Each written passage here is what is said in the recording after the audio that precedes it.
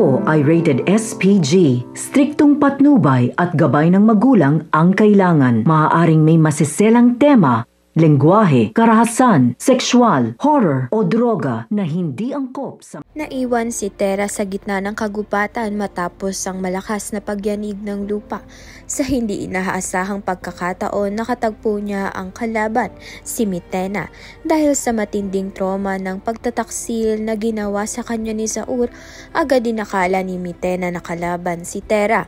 Andyan na nga ang pagkakataon upang tapusin na nga ni Tera ang buhay nga nito ni Mitena dahil sa kahinaan nito. Subalit pinili ni Tera na tulungan nga si Mitena. Sa halip na magpasalamat, sinalungatan pa siya ni Mitena at tinangka siyang labanan. Mabuti na lamang at mas malakas si Tera, kaya't agad nga niyang nawagawang makatakas. Samantalang ipinaghahanap pa rin ni Pirena ang nawawalang si Tera dahil dito hindi matutuloy ang ensayo ng mga sangre.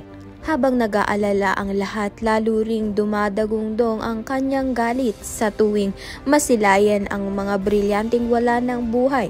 Isang paalala ng mga nawawalang kapangyarihan na nais nga niyang ipaghiganti. Samantalang unti-unti na ngang makikilala ni Flamara ang tunay na hangarin nga nito ni Dea, na gusto nga niyang pumuslit sa silid nga nito ni Pirena upang makuha nga ang nais niya. Kaya naman nga't yan at iba pa ang dapat nating pakaabangan. Maraming salamat sa iyong panonood.